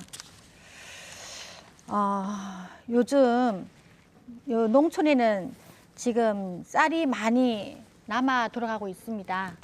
이 쌀 소비 확대에 대해서 쌀로 만드는 식품이나 유료 음료 제조업 지원이나 공공급식에 햅쌀 공급을 하신다는 공약을 세우셨는데 이거에 대한 대안이 있으신지 말씀해 주시기 바랍니다. 네, 우리 김경숙 후보님께서는 저한테 질문을 주시는데 항상 시간이 짧게 주셔가지고 제가 답변하는데 어려움이 많습니다. 네. 그 저희 민주평화당에서는 이 전북에 남아도는 쌀을 이용해서 그 여러 가지 그 방안을 마련하고 있습니다. 다시 말해서 쌀로 인해 가지고 물건을 만들어서 그 판매금이 농민들에게 돌아갈 수 있는 예. 그런 알겠습니다. 지원책을 할 것입니다. 예. 자, 5분이라는 시간이 상대 네 후보에게 질문을 하시는데 여유 있는 시간은 아닙니다. 시간을 적절하게 활용하시고요. 미처 답변하지 못했을 경우에 주도권을 가졌을 당시에 그 주도권 시간을 활용하셔도 괜찮다는 말씀을 드리겠습니다. 이번에는 더불어민주당 박희자 토론자에게 5분 드리겠습니다. 네, 정의당 최영심 후보에게 질문하겠습니다. 비례대표를 마치 공천장사한 것처럼 말씀하셨는데 사과하실 의향 없으십니까? 아니, 연일 방송에 나오고 있는 얘기를 그대로 했을 뿐이고요. 사실 제가 아까 말씀드렸듯이 도의회는 문턱이 낮아야 합니다. 서민이나 농민, 또 비정규직 어느 누구라도 참여할 수 있는 구조가 되어야 되는데 특별 당비를 내고 나서 의원이 될 수 있다라는 건 저희 같은 사람은 엄두도 낼 수 없는 상황입니다. 그거에 지금 대해서는 민주당 내에서 다시 규약을 좀 바꾸시는 것이 저는 옳다고 생각합니다. 지금 후보님께서 말씀하시는 말씀은 대단히 잘못 알고 계십니다. 저희 더불어민주당은 모든 비례대표는 엄연하게 상무위원들의 투표를 해서 후보를 선출했고요. 이 특별 당비는 후보 선출을 한 다음에 저희 자발적인 후원이었습니다. 그거는 우리 정의당 최영심 후보님께서 잘못 인식하고 계시다는 것을 말씀드리겠습니다. 네, 자발적인 후원금이었을지언정 그게 관례로 정착화가 된다면 그 어느 누구가 민주당의 문을 두드릴 수 있겠습니까? 저는 그런 관례들이 잘못됐다라는 말씀을 드리고 있는 겁니다. 저는 정당도 상황에 따라서 할 수 있으면 하는 거고 그렇지 못하고 다른 경우가 있을 경우는 봉사도 할 수 있고 그런 지원에 의해서 할 수 있다고 생각합니다. 굳이 저희가 그런 여러 가지 문제점이 커다랗게 있는 것처럼 말씀하시는 것은 대단히 위험하다고 생각합니다. 지금 후보님께서 말씀하신 부분에 대해서는 제가 굳이 더 설명하지 않아도 도민 여러분들께서 분명하게 어떤 것이 정당하고 합리적인지 판단하실 수 있으리라고 생각합니다. 네, 그럼 정의당 최영심 후보님 다른 질문 드리겠습니다. 공약 7번을 보면 풍족한 삶과 행복을 위한 교육문화예술이 살아 숨쉬는 마을에 대한 이행 방법을 말씀해 주십시오. 정의당 공약 실천에 대해서 예산이 좀 많이 드는 걸로 혹시 오해하고 계신 분들이 많습니다. 그런데 정의당의 공약을 실천하려면 4,400억 원이 듭니다. 또 이 부분에 대해서 또 재원을 어떻게 방안을 가지고 있는지 궁금해하시는 분들이 많은데요. 도청에는 그 가용 예산과 세수 자연 증가분이 5천억 원이 넘습니다. 또 게다가 또 저희가 알지 못하게 줄줄 새는 낭비성 예산들이 많은데요. 이런 예산들에 대해서 철저히 검증해서 제대로 쓰겠다는 거고요. 이것만으로도 정의당 공약을 실천하고도 남습니다. 또 아까도 제가 말씀을 잠깐 드렸는데 언제까지 중앙정부에만 의존하는 전북 정치를 하시고 또 전북 예산을 하시겠다는 건지 좀 의심스럽고요. 이번 대통령 개헌에는 지방 분권 국가를 천명하고 있었습니다. 무엇보다 중요한 지방 예산권도 들어 있었습니다. 결국 자유한국당의 묵리로 물 건너갔지만요. 매번 중앙정부에서 돈 따오겠다는 말을 할 게 아니라 지방정부 예산을 제도적으로 어떻게 안정시킬 방법부터 찾는 게 도의원의 역할이라고 저는 생각합니다. 네, 그 이행 방법으로 보면 지자체가 함께 책임지는 돌봄 방과후 학교 활동 강화에서 네. 안심하고 아이를 맡기는 공립형 지역아동센터 설립 운영 이렇게 제안을 하셨는데 네. 요거는 어떤 뜻인지 한번 설명해 주시겠습니까? 일단 저희 돌봄을 근무하고 계시는 비정규직들이 아직 학교에는 많습니다. 그 문재인 대통령과 교육감 후보님들의 공약으로 돌봄을 지자체로 이관하겠다라는 그 공약이 잠깐 내비쳐져서 돌봄에 종사하시는 선생님들이 많이 오해를 하셨는데요. 이 선생님들의 근무 여건은 일단은 학교에서 충분히 아이들이 선생님들과 또 엄마들이 아이들을 데려가는 시간까지 충분히 보육을 하고요. 그 이후 시간에는 지자체와 연계해서 아이들이 그 맞벌이 야간에 근무하시는 분들을 지자체에서 책임지고 아이들을 돌볼 수 있는 시스템을 만들고자 그렇게 생각하고 있습니다. 예, 시간 다 됐습니다. 네, 잘 들었습니다. 다음은 민주평화당 홍성임 토론자에게 주도권 5분 드리겠습니다. 예, 정의당 최영심 후보님께 질문하겠습니다. 공약 2번에 보면 노동이 존중되는 지방자치라는 그런 공약 부분에서 저는 깜짝 놀랐습니다. 지금 그 후보님께서 그 내놓으신 공약에 2020년까지 공공부문 비정규직 제도화 완료, 2022년까지 민간 부분에서 비정규직 제로화를 추진한다고 하셨는데 먼저 질문을 드리겠습니다. 제가 조금 이해가 안 가는 부분이라 말씀드리는 겁니다. 현재 그러면 전라북도 공공부문에서 비정규직이 몇 명이나 됩니까? 죄송합니다. 그 숫자에 제가 조금 약해서 그 정확한 인원 파악은 못했는데요. 공공 부분의 비정규직을 제로하겠다는 문재인 대통령의 공약이 있었습니다. 그 공약을 실천해야 되는 당사자가 도청이고 도의원들이고 공무원입니다. 아니 지금 제가 물어보는 거는 더불어민주당 이 얘기할 게 아니고 그러니까 지금 거기에 최영심 더불어서 후보님께서 내세운 공약에 대한 내용을 지금 질문하는 겁니다. 그래서 그 설명을 현재 드리는 만약에 그 몇 명인지 모르시면 그건 나중에 참. 끝나고 나서 저한테 좀 살짝 좀 알려주시기 바랍니다. 네, 알겠습니다. 예, 예. 그거에 대해서 보충 설명을 드려도 될까요? 네, 아니 그 부분은 됐고요. 다음 질문을 드리겠습니다. 지금 이제 몇 명인지는 모르지만 2022년도면 앞으로 4년이 남았습니다. 짧지 않은 세월인데 그 민간 부분의 비정규직을 제로화 추진하는 데 드는 재원을 어떻게 마련할지 저는 참 궁금한데 이 부분에 대해서 말씀해 주시기 바랍니다. 네, 그 정확한 인원을 파악하지 못하고 있는 이유에 대해서 먼저 설명을 잠시 드리면 학교에 있는 비정규직에 대해서도 인원 파악을 하다 보면요. 계약일 어떻게 근로계약서를 썼느냐에 따라서 이 사람이 학교의 계약자인지 아니면 용역회사의 계약자인지가 판명되지 않기 때문에 인원 파악이 제대로 안 되는 시스템이 가끔가다 발생합니다. 그런 시스템이 도청에도 포함이 됐다라는 거고요. 아까 말씀하셨는데 재원을 어떻게 할 생각이냐고 물어보셨는데요.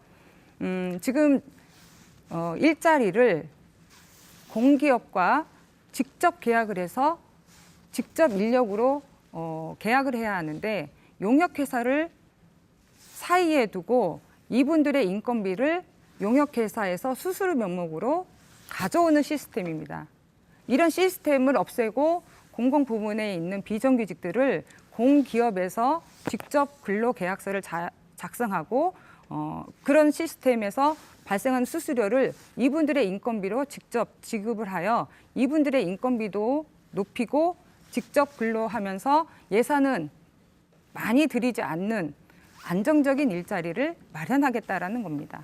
제가 이 공약을 생각해 보니까요. 일단 그 인원이 몇 명이 나오지 않은 상태에서 그 재원 방안도 어렵고 하는데 이런 공약을 하셨다는 것은 조금 제가 이해가 가지 않습니다만은 시간 관계상 나중에 저하고 차 한잔 하시면서 좀 말씀해 주셨으면 고맙겠습니다.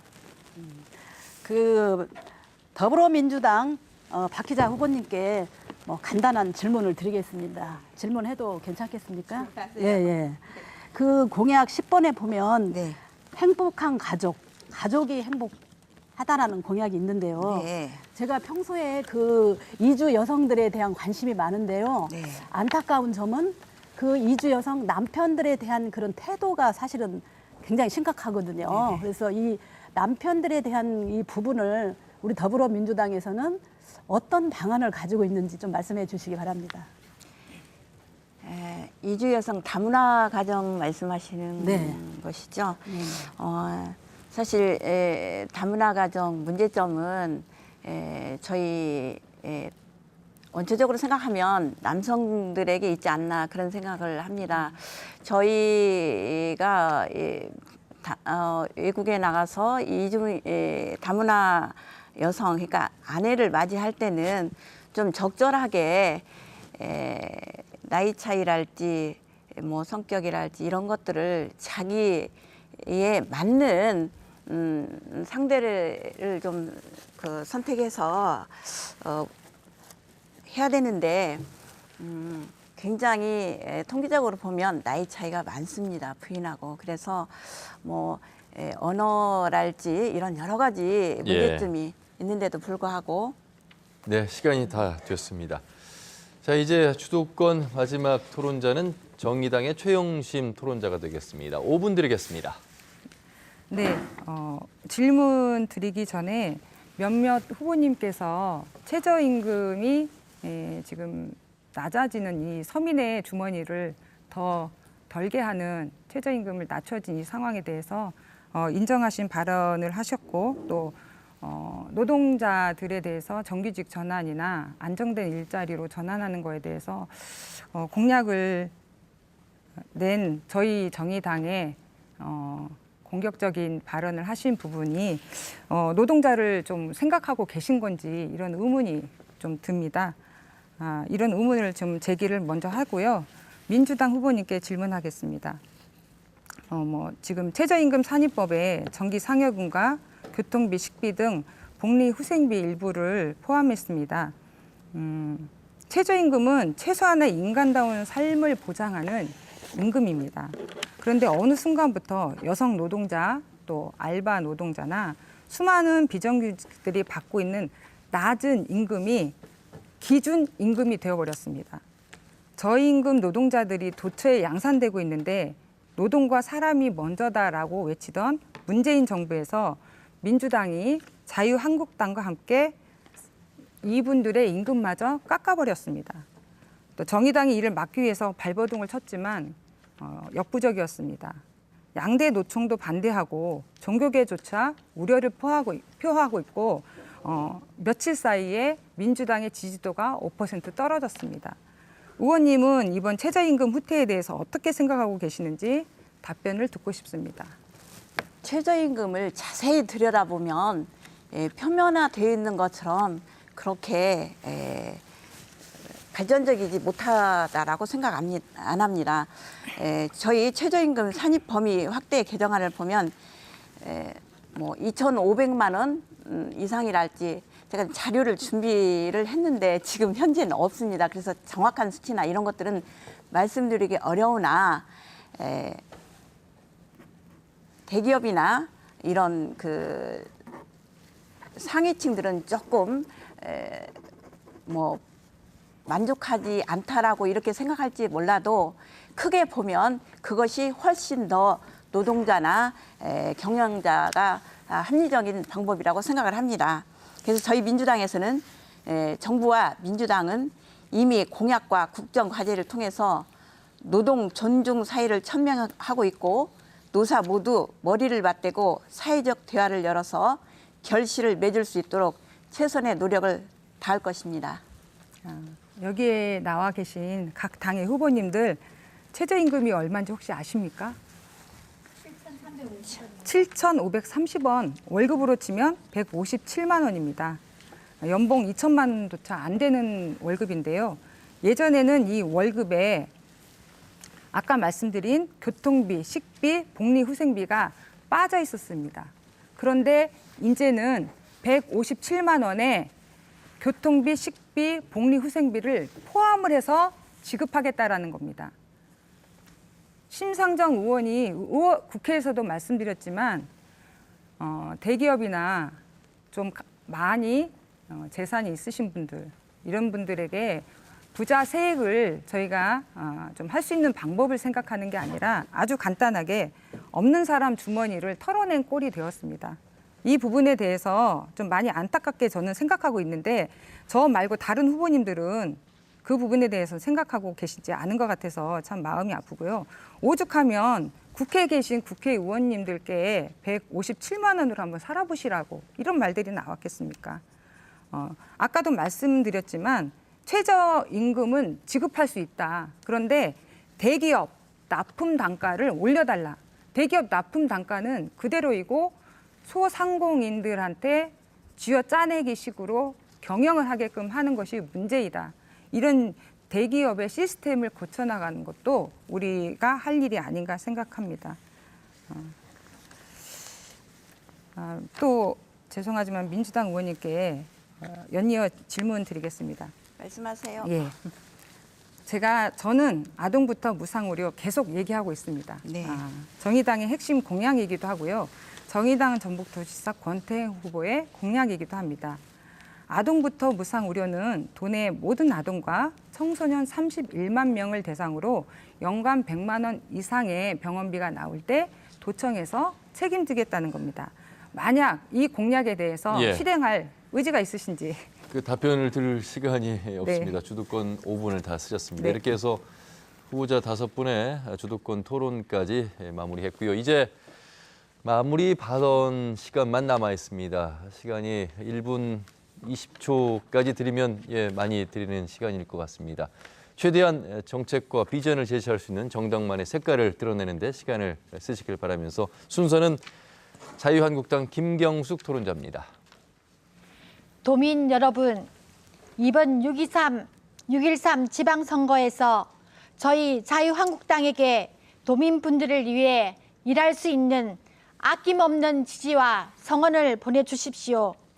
자유한국당 비례대표로 뽑아주신다면 도민 여러분들께서 주신 큰 은혜 반드시 예산 확보로 보답하겠습니다. 감사합니다. 예, 시간이 30초 남았는데 마무리를 짧게 해주셨습니다. 다음은 더불어민주당 박희자 토론자 1분 드리겠습니다. 도민 여러분, 문재인 정부는 지난 1년간 쉼없이 달려왔습니다. 역사와 정의를 바로 세웠고 지속 가능한 평화를 만들고자 노력했습니다. 지난 대선에서 보여주셨던 도민 여러분들의 압도적인 지지율은 민주당을 집권 여당으로 만들어 주셨습니다. 도민 여러분의 성원으로 이번 지방선거를 압승하고 전라북도 대도약의 시대를 열어 나가겠습니다. 촛불 시민혁명의 완성은 이번 지방선거의 승리입니다. 나라다운 나라, 든든한 지방정부, 문재인 정부의 국정 운영과 철학을 가장 잘 아는 민주당 소속의 단체장과 지방 의원들이 지역 정치 전면에 나설 수 있도록 도민 여러분들께서 힘을 모아 주시기를 부탁드립니다. 감사합니다. 네, 다음은 민주평화당 홍성임 토론자의 마무리 발언입니다. 존경하는 전북 도민 여러분, 이번 선거는 지역 경제를 살릴 일꾼을 뽑는 선거입니다. 지난 4년 도정이 만족스러웠습니까? 도민들의 삶이 많이 나아졌습니까? 전북 경제는 붕괴하고 서민들의 살림살이는 더욱 팍팍해지고 있습니다. 민주평화당은 호남을 대표하는 정당입니다. 전북의 발전과 예산을 책임지는 정당입니다. 견제 세력이 없는 정치, 경쟁 정당이 없는 정치는 잘못되기 마련입니다. 민주평화당이 정부 여당을 견제하면서 전북 발전을 이끌어 나가겠습니다. 여러분, 민주평화당에 힘을 모아주십시오. 전북을 위한 정책 정당, 개혁 정당으로 전북의 희망을 만들어 나가겠습니다. 민생과 평화의 새 시대를 저희 민주평화당이 만들어 내겠습니다. 감사합니다. 예, 고맙습니다. 다음은 정의당의 최영심 토론자의 마무리 발언입니다. 네, 통쾌한 변화, 다른 10년, 새로운 시작을 정의당이 열겠습니다. 공약과 정책은 좋은 미사 어구를 써서 또 많아서 좋은 게 아닙니다. 반드시 지켜져야 할 도민과의 약속입니다. 아동부터 무상의료로 자녀 병원비 걱정을 반드시 해결하겠습니다. 학교급식에 대기업 두부가 아닌 엄마표 두부를 공급하겠습니다. 어르신들이 평생 살아온 동네에서 존엄한 노년을 보내실 수 있게 하겠습니다. 장애인 공기업으로 일자리 걱정 없게 하겠습니다. 비정규직이자 새 아이의 엄마인 제가 오죽하면 출마를 결심했겠습니다. 저 최영심은 누구보다 서민의 마음을 잘 압니다. 일하는 여성의 삶을 잘 알고 있습니다. 저 최영심을 도의회로 보내주십시오. 역시 정의당은 다르구나. 꼭 보여드리겠습니다. 감사합니다. 네. 다음은 바른미래당 정봉희 토론자입니다. 존경하는 전북 도민 여러분, 정치는 다양한 이해관계를 조합해 최적의 대안을 찾는 과정입니다. 이를 위해서는 여러 목소리가 의원회에 있어야 합니다. 한 집단의 목소리만 있다면 더욱 건강한 대안을 찾는 치열한 경쟁 과정이 없어질 것입니다. 그래서 오늘 이렇게 비례대표 후보로 정책 토론회가 열립니다. 그리고 우리 바른미래당의 전북 의회 진출이 필요합니다. 사랑하는 전북 도민 여러분, 지방의회는 지방정부를 제대로 견제할 수 있어야 합니다. 그러기 위해서는 민주당 일색의 전북도의회는 만들어서는 안 됩니다. 바른미래당의 대한정당으로서 민주당과 치열하게 토론하면서 더 나은 전라북도 미래를 열어가겠습니다. 유권자 여러분의 현명한 판단을 기대합니다. 감사합니다. 네. 자, 시청자 여러분, 전라북도 의회 의원 선거 비례대표 토론회 어떻게 보셨습니까? 정당의 정책과 공약을 살펴보는 데 도움이 되셨길 바라면서요. 오늘 이 토론 방송은 인터넷과 모바일을 통해서 보실 수 있고 또 중앙선거방송토론위원회 유튜브를 통해서도 보실 수 있습니다. 아울러 유튜브 KBS 뉴스 전북을 통해서 다시 확인하실 수 있겠습니다. 이상으로 전라북도 선거방송토론위원회가 주관한 제7회 전라북도 의회 의원 선거 토론회 비례대표 모두 마치도록 하겠습니다. 5 후보 수고하셨다는 말씀드리면서 잠시 후 오늘 오후 2시부터는 전라북도 의회 의원 선거 비례대표 녹색당과 민중당 토론회가 있겠습니다. 역시 많은 시청 바라겠습니다. 이상으로 마치죠. 함께해 주신 여러분 고맙습니다.